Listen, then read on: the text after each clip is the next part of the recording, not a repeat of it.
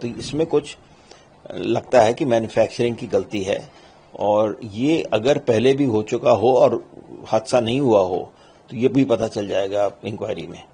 Boeing की एक खास बात यह है कि बोइंग कंपनी जो सबसे बड़ी और सबसे पुरानी कंपनी है एयरक्राफ्ट की, वो पिछले सालों में उनका बहुत इन्वेस्टिगेशन हो रहा है। ये तो बहुत सीरियस मामला हो गया है कि अपने आप ही फ्यूल टैंक से पेट्रोल जाता है, जो एविएशन टर्बाइन फ्यूल जाता है, वो अपने आप बंद हो गया दोनों इंजन में। अब कॉकपिट रिकॉर्डर जो सबसे बड़ी इंपॉर्टेंट चीज होती है, उससे ये पता चल रहा है कि कैप्टन, जो सीनियर कैप्टन, जो कमांडर कहलाते हैं, वो अपने को पायलट से पूछते हैं कि भाई तुमने कहीं फ्यूल कट ऑफ तो नहीं कर दिया, उसका स्विच बंद तो नहीं कर दिया। उसने कहा मैंने नहीं किया।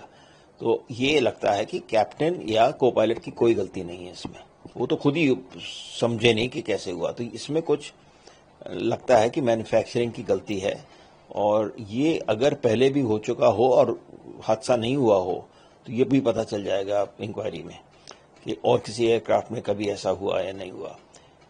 बोइंग की एक खास बात यह है कि बोइंग कंपनी जो सबसे बड़ी और सबसे पुरानी कंपनी है एयरक्राफ्ट की, वो पिछले सालों में उनका बहुत इन्वेस्टिगेशन हो रहा है। अभी मैक्स बोइंग के 737 मैक्स एयरक्राफ्ट में 2 एक्सीडेंट्स हुए इसी पे। टेक ऑफ के बाद एकदम से वो उड़ नहीं सके, वो पानी में, एक तो पानी में गिरा, एक से जमीन पे गिरे और उसमें मृत्यु बहुतों की हुई।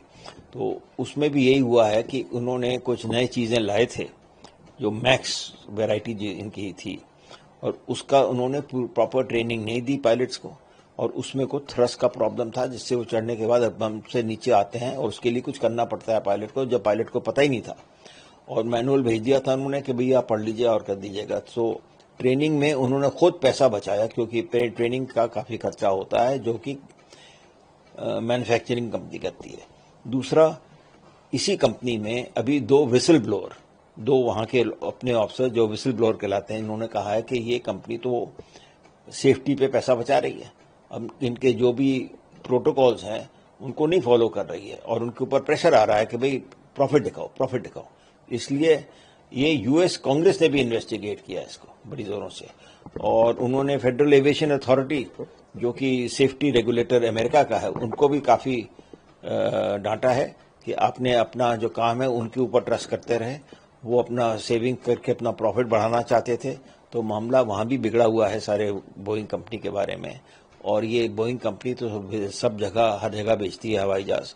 अब ये हिंदुस्तान में हादसा हो गया है तो इसका इन्वेस्टिगेशन करना ही पड़ेगा और एक सीरियस मैटर है ये। सर, आपको क्या लगता है कि वो उड़ा उस समय एक फ्यूल की सप्लाई ठीक थी, लेकिन उड़ने के बाद फ्यूल सप्लाई नहीं, ये तो ये नहीं समझ आ रहा ना। यही तो वो कह रहे हैं, जब पायलट कमांडर के अपने को पायलट से कह रहे हैं भाई तुमने बंद किया, वो तो उन्होंने देख लिया कि पायलट का वो फ्यूल का टैंक का जो स्विच थे, दोनों 2 होते हैं शायद, दोनों बंद थे। ये उसने कहा मैंने तो नहीं किया। तो कैसे हुआ, क्यों हुआ, ये तो समझ नहीं आ रहा ना। अभी इसी के ऊपर इंक्वायरी होगी अब कि क्या हुआ। अभी तक और जो चीजें थी कि यानी चिड़िया, बर्ड हिट जो कहलाता है, या फ्यूल कंटेमिनेशन, या जो कमांडर की सीट है वो खिसक गई थी पीछे, वो सब चीजें तो लगता है एलिमिनेट हो गई हैं, अब वो नहीं है। अब एक ही चीज बची है, ये एक मुद्दा बचा है, इसी मुद्दे पे कॉन्सेंट्रेशन होगा।